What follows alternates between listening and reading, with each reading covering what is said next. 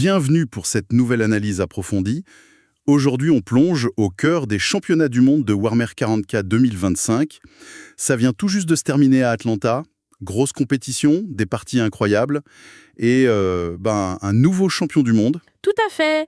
Un événement avec un prestige fou, faut le dire, c'est sur invitation uniquement, donc on a vraiment la crème de la crème mondiale qui s'affronte. Le niveau était stratosphérique, comme on pouvait s'y attendre. Exactement, et c'est ça qu'on va décortiquer aujourd'hui. Alors, au programme, on va regarder de près les missions, un vrai test pour les joueurs, analyser la méta, ce qu'on attendait et ce qu'on a vraiment vu, et puis bien sûr le parcours du champion, Richard Sigler, son AdMech, et quelques listes un peu surprenantes qui ont bien secoué le classement. Bon, allez, on attaque? On commence par la structure, le cadre de l'événement. C'était un format marathon, clairement fait pour tester l'endurance. 8 rondes étalées sur 4 jours. Ouais, costaud. Ça commence par une phase en pods, des groupes d'une trentaine de joueurs à peu près, 4 premières rondes dans ces groupes, et là, seuls les vainqueurs de chaque pod, invaincus donc, passent au tableau final, le Championship Bracket. Donc idéalement 16 joueurs pour les 4 dernières rondes à élimination directe. C'est ça, et il y avait même une shadow round de prévue, au cas où pour départager s'il y avait trop de joueurs invaincus après les pods, et s'assurer d'avoir un top 4 net, une sécurité quoi. Un vrai parcours du combattant, donc. Et les missions, ah là là, elles n'étaient pas là pour rigoler non plus. On avait l'impression qu'elles étaient choisies pour tester l'adaptabilité à fond. Par exemple, ronde 1, Purge the Foe. Ah oui, celle-là. Une mission où tuer rapporte gros, jouée sur la table GW8, réputée pour favoriser le corps à corps. Ça a dû mettre une sacrée pression d'entrée, non? J'imagine que certaines armées un peu plus fragiles, genre les Eldar peut-être, ont dû souffrir d'entrée. C'est clair que c'est une entrée en matière assez sélective. Purge de faux sur une table pro-mêlée, ça avantage les armées qui peuvent taper fort et encaisser un minimum. Ça a pu effectivement, écrémer certaines listes moins tanky ou moins orientées attrition dès le début. Et une autre mission qui est revenue souvent, et pas n'importe quand, Scorched Earth, en ronde 4 et surtout en finale, ronde 8. Exactement. C'est une mission où tu marques en détruisant les objectifs, souvent vue comme favorable aux joueurs qui jouent en second. Et pourtant, Sigler, le futur champion, il la gagne en ronde 4 en jouant premier. Oui, c'est ça qui est fort. Et il refait le coup en finale, encore sur Scorched Earth. C'est quand même notable, non? Ah, mais carrément. Gagner Scorched Earth en jouant premier, c'est un signe de grosse maîtrise tactique. Normalement, le second joueur, il voit ce qu'il faut faire. Il détruit les obligations en dernier. Contrer ça 2 fois, dont en finale, ça montre une gestion du tempo, un contrôle du score vraiment exceptionnel. Ça remet un peu en question l'idée reçue, quoi. Complètement. Ça prouve qu'une bonne lecture du jeu et une gestion fine peuvent surmonter un désavantage théorique de la mission. C'est une des leçons de ce tournoi, je trouve. Il y a aussi eu la ronde 6, Supply Drops sur la table GW3, jouée par Segler en quart.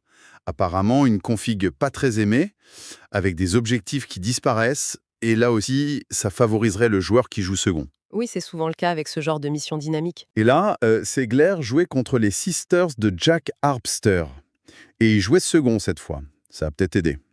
Bon, après, il y avait aussi Lynch Spin, Terraform, Hidden Supplies, Taken Hold. Un beau panel.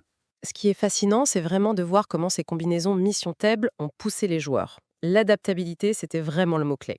Et retrouver des missions aussi techniques que Scorched Earth ou Supply Drop en phase finale, ça montre bien que la capacité à marquer dans des conditions difficiles, à gérer ses ressources au point près, c'est ça qui fait la différence au top niveau. Parlons un peu de la méta, maintenant. Avant que ça commence, ça spéculait pas mal. Les sources qu'on a pointent vers un trio de têtes. L'Adeptus Mechanicus, bien boosté par ses buffs récents. Ah oui, ils étaient attendus au tournant, ceux-là. Les Sisters of Battle, toujours très solides. Et puis les incontournables Eldar. C'était bien ça le trio qu'on voyait dominer? Oui, c'était tout à fait ça. C'était les 3 factions sur lesquelles tout le monde avait les yeux rivés. L'AdMech avait eu une mise à jour qui changeait la donne, les Sisters restaient un mélange de résilience et de perso-clés très fort, et les Eldar, les Eldar quoi. Vitesse, frappe chirurgicale. Et les chiffres le montraient, tu disais. Oui, en termes de représentation, c'était net. 25 joueurs Eldar, 28 joueurs AdMech. Ça donnait le ton. Alors, est-ce que le haut du panier a confirmé ces attentes? Ou est-ce qu'il y a eu des surprises, des bouleversements? Si on regarde le top 8, ça confirme quand même pas mal. On a l'Admec de Ziggler, le champion donc, deux listes Eldari, une Warhost et l'Aspect Host de Liam VSL en finale, deux listes Sisters of Battle, Champions of Faith et Hallowed Martyrs, dont celle de Harpster, et puis une liste Deathwatch, une Dark Angels et une Emperor's Children. Donc oui, Admec, Eldar, Sisters, le trio était bien là tout en haut. D'accord, les favoris ont globalement répondu présent. Mais est-ce qu'il y a eu des absents notables ou des surprises dans ce top 8 ou même le top 16? Des factions qu'on aurait pu attendre plus haut peut-être? L'absence qui frappe le plus, je dirais, c'est celle des Space Marines classiques, les chapitres génériques.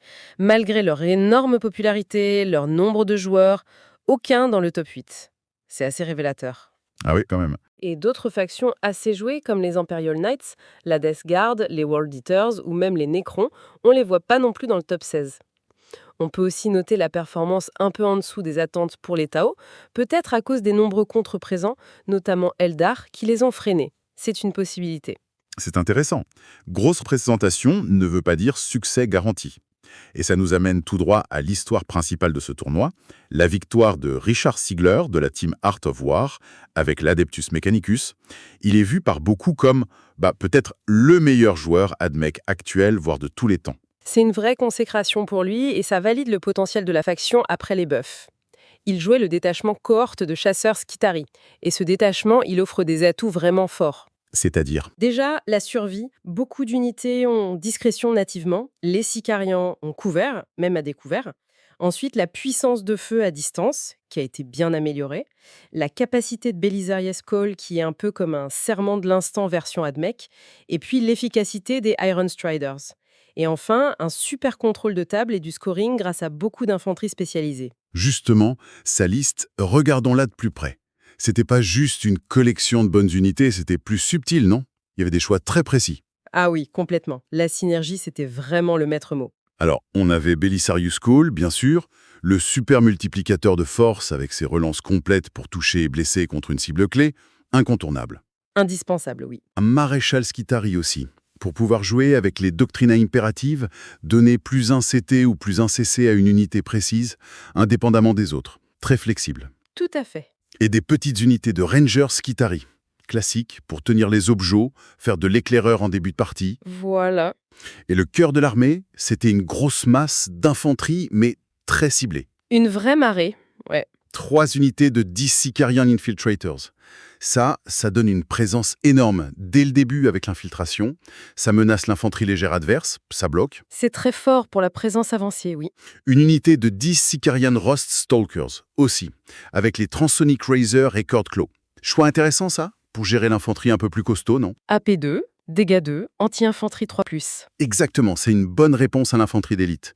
Et puis, pour la mobilité et le harcèlement. 2 unités de 10 Pteraxis Skystalkers. Ultra mobiles, ceux-là.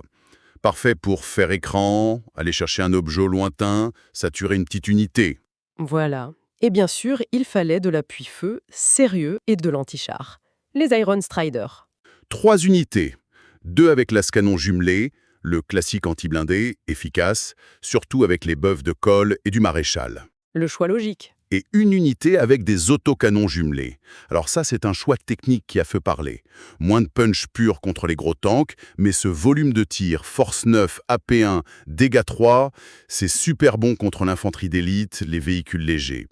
Apparemment, c'était un choix spécifique pour certains match-up, contre d'autres Admech par exemple. Était-ce juste ça? C'était sûrement un facteur important contre les miroirs Admech, oui. Mais ça donnait aussi une polyvalence intéressante contre, disons, une gamme plus large de cibles que les lascanons seuls. Ça permettait de gérer aussi bien l'infanterie lourde que les transports légers en termes de volume de saturation.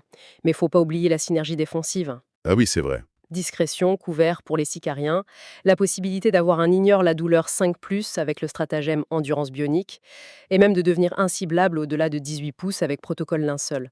L'infanterie était super résistante pour son coup en fait. Incroyable. Et offensivement, il avait le stratagème protocole de purge accéléré pour donner avant ses charges. Ça donnait une menace agressive là où on ne l'attendait pas forcément. Son style de jeu a été décrit comme très méthodique. Conservateur, presque analytique. Prendre l'avantage au point petit à petit, priver l'adversaire de scoring, et puis utiliser ce qui reste pour juste verrouiller la partie et rendre la situation ingagnable pour l'autre. Chirurgical, quoi. C'est une approche qui vise l'accumulation d'avantages, le contrôle du rythme.